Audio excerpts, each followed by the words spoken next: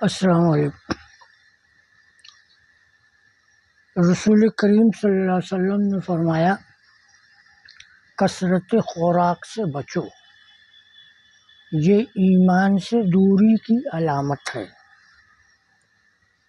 آپ کا دوسرا فرمان بھی سن لیجیے، یہ بھی حدیث ہے۔ مسلمان شہد کی مکھی کے مانند ہے جو پھولوں پر بیٹھتی ہے، گندگی میں نہیں، جو شہد بناتی ہے زہر نہیں۔ ہم نے آپ کو سنایا، آپ نے سنا۔ سننے اور سنانے کا ثواب مل رہا ہے، ثواب کا میٹر چالو ہے، لیکن سننے سنانے کے بعد سمجھنے اور سمجھانے کا کام کیا تو ثواب کا میٹر مکمل چالو رہے گا۔ یہ ہماری تحریک ہے، تقریر نہیں۔ آپ نے اپنے بھائی کو سمجھایا تو اس نے دوسرے بھائی کو سمجھایا، یہ سلسلہ جاری رہے۔ تو یہ سمجھنے اور سمجھانے کا سلسلہ دین سے ہے۔ نبی کریم صلی اللہ علیہ وسلم فرماتے ہیں تم میں سب سے بہتر وہ ہے جو قرآن سیکھے اور سکھائے۔ دوسری بات، اللہ جل شانہ ارشاد فرمایا غور و فکر کیا کرو۔ غور و فکر کرنا عبادت میں شمار ہے، اور حدیث شریف میں آیا ہے کہ جس نے آخرت کے معاملے میں گھڑی بھر غور و فکر کیا، اس کا یہ غور و فکر کرنا 60 سال کی عبادت سے بہتر ہے۔ جان لیجیے، دنیا میں اللہ عز و جل نے ہر چیز کو جوڑے سے پیدا فرمایا۔ مثلا ظاہری نماز کے ساتھ باطنی نماز بھی ہے میاں۔ مطلب اللہ تعالیٰ کے ذکر کے 2 طریقے ہیں، ایک ظاہری ذکر اور دوسرا باطنی ذکر۔ جس طرح جسم بیمار ہوتا ہے، دوا علاج سے یہ صحیح ہو جاتا ہے، اسی طرح روح بھی بیمار پڑتی ہے، لیکن یہ دوا علاج سے صحیح نہیں ہوتی، یہ بھوک سے صحیح ہوتی ہے۔ اس کی غذا بھوک ہے۔ جسم کھا پی کر کے آسودہ ہو جاتا ہے، بھوک ٹھہر گئی، ختم نہیں ہوتی۔ روح کی غذا بھوک ہے۔ حضرت بابا فرید گنج شکر رحمۃ اللہ علیہ نے فرمایا اے فریدہ، موت سے بھوک بری ہے۔ اے فریدہ، موت سے بھوک بری ہے، رات کو کھائی دن کو پھر کھڑی ہے۔ آج ظاہری حالت کو بنانے کی جدوجہد ہے، باطن کا کوئی خیال نہیں۔ باطن کے زنگ کو دور کرنے کے لیے اللہ عز و جل نے اپنے بندوں کے لیے 1 مہینے کا روزہ مقرر فرمایا، اور صرف اسی مہینے شیطان کو قید کیا جاتا ہے۔ ایک بڑی اور اہم بات ذہن میں رکھیے، اور ہمیشہ ذہن میں رکھیے، رسول کریم صلی اللہ علیہ وسلم کی پیشین گوئی ہے میری امت کے 73 فرقے ہوں گے۔ پھر سنی کون ہے؟ سنی تو سارے ہیں۔ تو مولا علی فرماتے ہیں جو حق نہ کہے وہ گونگا شیطان ہے۔ سنی وہ ہے جو حسینی ہو، پنجتنی ہو، 4 یاروں سے یاری ہو، اولیاء اللہ سے تابع داری ہو، اسے سنی کہتے ہیں۔ اور نقلی سنی ان کی پہچان یہ ہے کہ جیسے جسم کا کوئی حصہ سن پڑ جائے،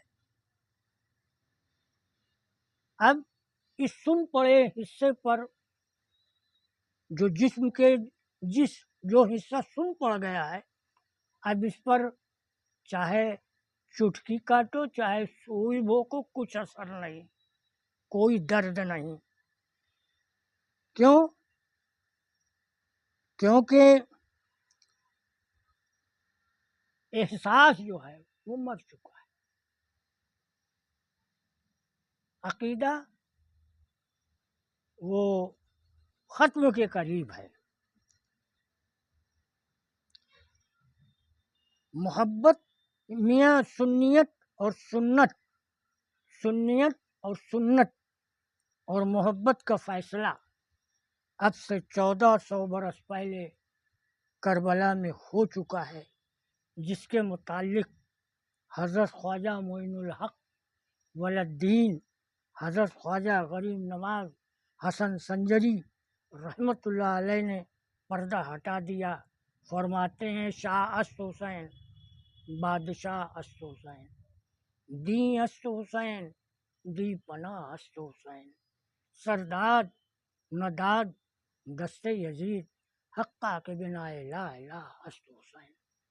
اس کا مطلب ہے امام حسین شاہ ہیں، امام حسین بادشاہ ہیں، امام حسین دین ہیں، امام حسین دین کو پناہ دینے والے ہیں۔ حضرت امام حسین علیہ السلام نے اپنا دست مبارک یزید کے ہاتھوں میں نہیں دیا، سردار نداد دست یزید اپنا دست مبارک یزید کے ہاتھوں میں نہیں دیا۔ حقہ کے بنا لا الہ است حسین، قسم خدا کی امام حسین لا الہ کی بنیاد ہے۔ ویسے تو ہر کلمہ گو مسلمان ہے، جو علی سے بغض رکھے وہ بے ایمان ہے۔ ویسے تو ہر کلمہ گو مسلمان ہے، جو علی سے بغض رکھے وہ بے ایمان ہے۔ اب اس وقت ملک میں جو حالات ہیں وہ مفاد پرستی، خود پرستی کی بنا پر ہیں، جس کے متعلق حضرت خواجہ غریب نواز رحمۃ اللہ علیہ نے فرمایا مفاد پرستی، خود پرستی دراصل میں بت پرستی ہے، اور بغیر اسے ترک کیے خدا پرستی کی منزل نہیں آتی۔ خدا پرستی کی منزل آئے بھی تو کیسے آئے؟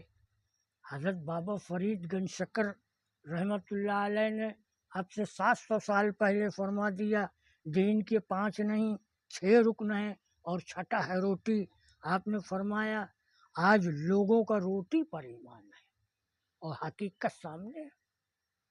سلام اس پر کہ جس کے گھر میں چاندی تھی نہ سونا تھا، سلام اس پر کہ جس کے گھر میں چاندی تھی نہ سونا تھا، سلام اس پر کہ جس کے گھر میں بوریے کا بچھونا تھا۔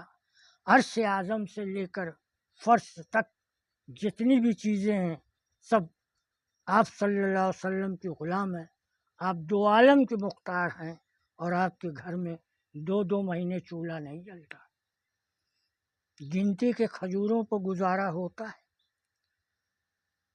آپ نہ تو مانساہاری ہیں نہ شاکاہاری ہیں، قسم خدا کی آپ مکمل فاقہ ہاری ہیں، قسم خدا کی آپ مکمل فاقہ ہاری ہیں۔ میرے اس دعوے کی دلیل زندہ ثبوت موجود ہے، چلے جائیے اجمیر میں 800 سال سے وہاں لنگر چل رہا ہے، آج بھی وہاں گوشت پکانا ممنوع ہے، ورجت ہے، اور صرف اجمیر ہی میں نہیں، ہندوستان کے کسی بھی ولی اللہ کے دربار میں آپ چلے جائیے وہاں گوشت پکانا ممنوع ہے، ورجت ہے۔